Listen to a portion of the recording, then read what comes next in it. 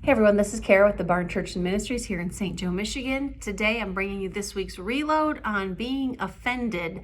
So if you know someone that needs to hear this message, make sure to send it to them because it seems like everyone today is offended.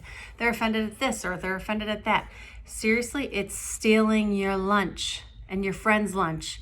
We cannot allow the enemy any longer to take from us.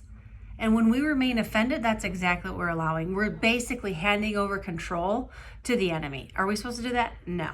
And I'm sorry to be so blunt, but it's the truth. So here's what I see happening. We see something or we hear something or someone says something that we don't like, or we don't like how they said it, or we don't like the words that they used, and we don't agree with it, and we get offended. And we think about it over and over and over. And we just get more and more offended. And then we reimagine it. And then we think about how we wanted to respond back to that person. And our entire attitude changes. And then something else happens. And we do the same thing over and over and over and over again. And when that happens, it's our choice. We can choose not to do that. The Bible is very clear. It says to take every thought captive. 2 Corinthians 10:5, look it up.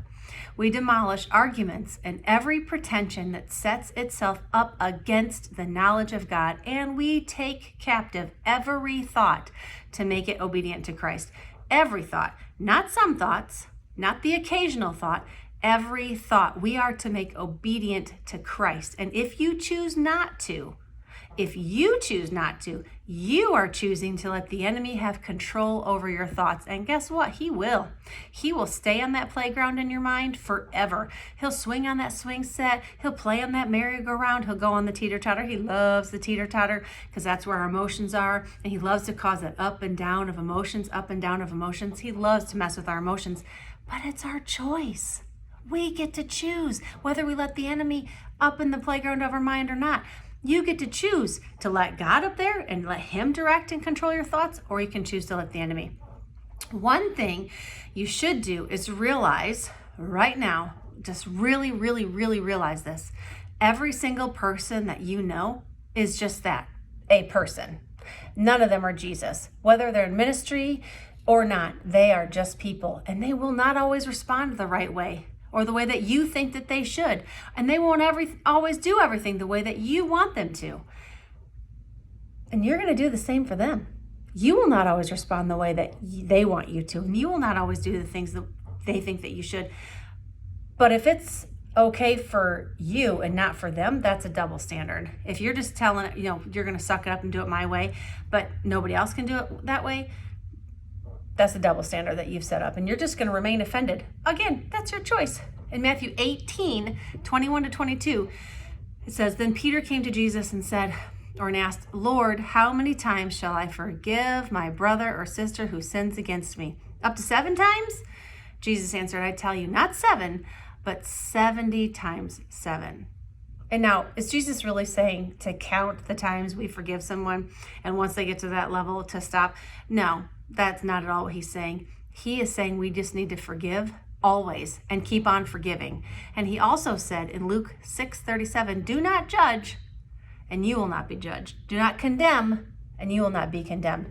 Forgive and you will be forgiven.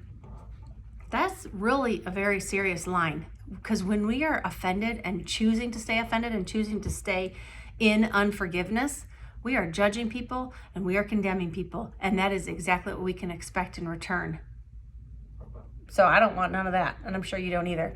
We can't expect forgiveness from God if we don't give it to others.